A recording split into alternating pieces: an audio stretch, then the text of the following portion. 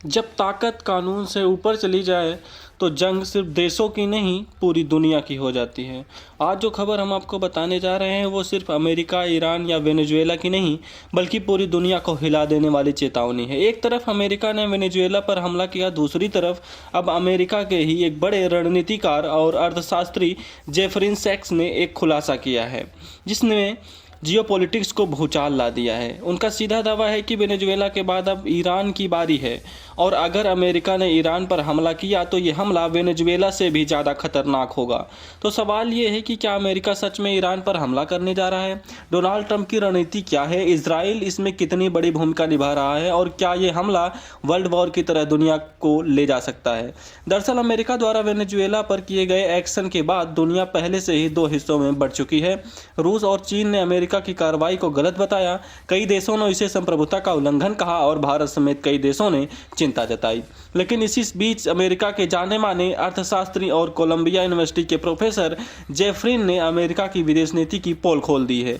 Jeffrey ने सीधे सीधे कहा कि रूस वेस्ट वर्ल्ड ऑर्डर सिर्फ एक भ्रम है। उन्होंने डोनाल्ड ट्रंप पर हमला बोलते हुए कहा कि ट्रंप पूरी तरह बेकाबू हो चुके हैं। अमेरिका एक डीप स्टेट मिलिट्री सिस्टम द्वारा चलाया जा रहा है। सीआईए, पेंटागन और सिक्योरिटी एजेंसी अमेरिका विदेश नीति को कंट्रोल करती हैं। उनका कहना है कि अमेरिका संवैधानिक सीमाओं के अंदर काम नहीं करता।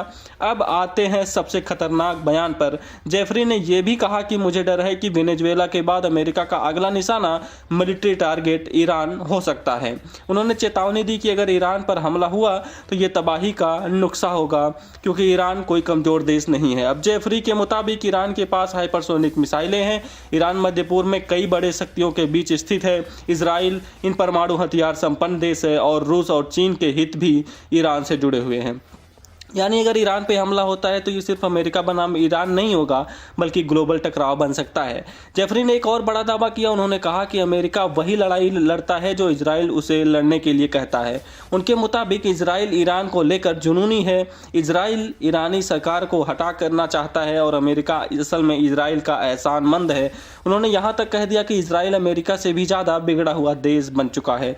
जेफरी के अनुसार नए साल के आसपास Israel PM Netanyahu Donald Trump से मिले। एक मीटिंग के बाद एक जॉइंट स्टेटमेंट सामने आया जिसमें कथित तौर पर कहा गया कि Iran now it's your turn, यानी वेनेजुएला के बाद अब ईरान को टारगेट करने की प्लानिंग।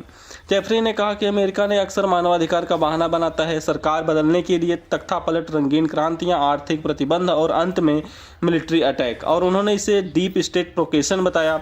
अब जेफरी ने वेनेजुएला पर भी बड़ा खुलासा कर दिया। उनके मुताबिक अमेरिका 20 साल से वेनेजुएला की सरकार गिराना चाहता है। वजह वहां की वामपंथी सरकार अमेरिकी तेल कंपनियों को मनचाहा फायदा नहीं दे रही है। उन्होंने याद दिलाया 2002 में तख्तापलट की कोशिश की गई, 2014 में विरोध प्रदर्शन भड़काए, ट्रंप के कार्यकाल में कड़े प्रतिबंध लगाए गए और अब सीधा हमला। जेफरी की सबसे डरावनी चेतावनी यही है कि अगर ईरान पर हमला हुआ तो ये वेनेजुएला से कई गुना ज़्यादा खतरनाक होगा, क्योंकि ईरान के पास ताकत है, इजराइल के पास न्यूक्लियर हथियार है, रूस चीन चुप नहीं बैठेंगे और भारत भी ईरान का दोस्त है। पूरा मिडिल ईस्ट जल सकता है, यानी एक गलत कदम और दुनिया जंग की आग में। जेफरी ने भारत की ब्रिक्स अध्यक्षता की जिक्र करते हुए कहा कि ब्रिक्स देशों को अमेरिका के साम्राज्यवादी विस्तार के खिलाफ यूएन चार्टर की रक्षा करनी चाहिए। ये बयान भारत के लिए बेहद अहम है। खैर, आज दुनिया ऐसे मोड़ पर खड़ी है जहां वेनेजुएला से सिर्फ शुरुआत हो सकता है, ईरान अगला टारगेट बन सकता है और जियोपॉलिटिक्स एक बड़े धमाके की तरफ बढ़ रही है। अब देखना होगा ईरान क्या जवाब देता है, रूस और चीन क्या रुख अपनाते हैं और दुनिया इस तबाही से कैसे बचती है। अब आपसे सवाल, क्या अमेरिका सच में ईरान पर हमला करेगा? हाँ या ना में कमेंट कर जरूर बताएं।